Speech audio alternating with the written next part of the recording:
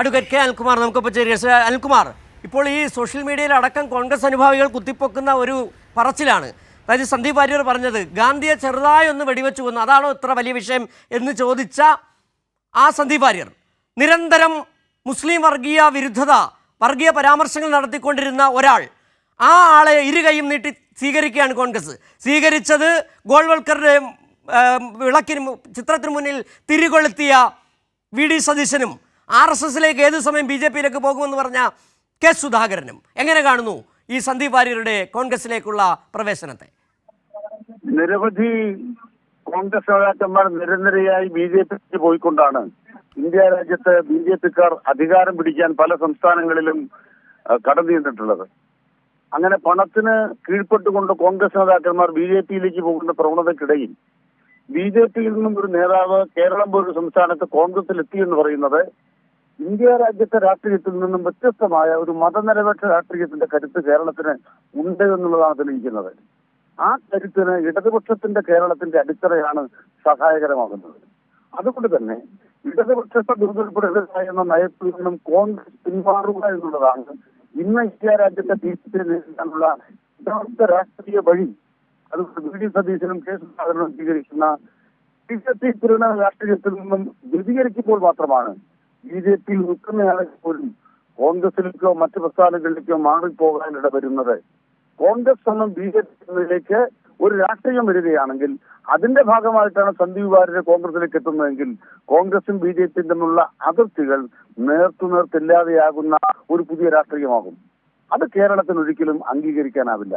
അതുകൊണ്ട് രാഷ്ട്രീയ നിലപാടിൽ ആ പരസ്പരമുള്ള വൈരുദ്ധ്യം ഉയർത്തിപ്പിടിക്കാൻ കോൺഗ്രസും സന്ദീപ് വാര്യരും തയ്യാറാകുമോ എന്നുള്ളതാണ് കേരളത്തിന് മുന്നിൽ ഉയരുന്ന പുതിയ രാഷ്ട്രീയ ചോദ്യം.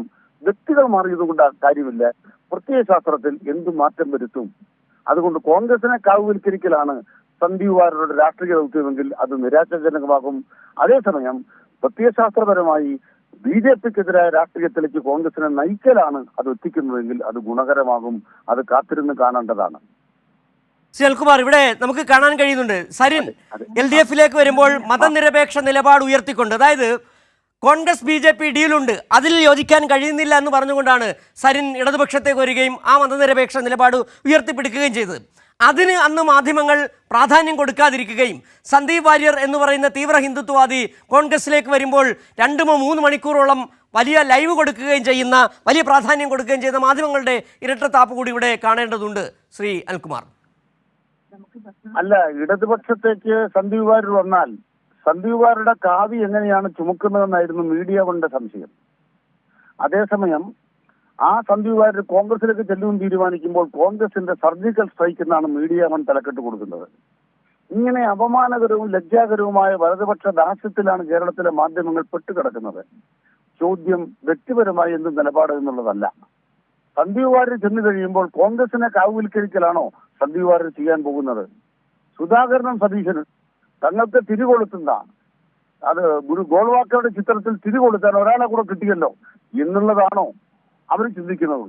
മറിച്ച് മതനിരപേക്ഷ രാഷ്ട്രീയത്തിലേക്ക് കോൺഗ്രസ് ഉയരുമോ, അതിന് സന്ദീപ് വാര്യർ നിലപാട് സ്വീകരിക്കുമോ? ഇതാണ് കോൺഗ്രസ് വ്യക്തമാക്കേണ്ടത്.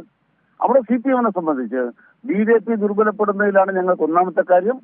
പാലക്കാട് തെരഞ്ഞെടുപ്പിൽ BJPയെ 3ാം സ്ഥാനത്തേക്ക് പിന്തള്ളുന്നതിൽ ഇപ്പോൾ വിജയം നേടിക്കഴിഞ്ഞു എന്നുള്ളത് പാലക്കാട്ട് നിന്നുള്ള ഏറ്റവും പുതിയ വാർത്തയാണ്.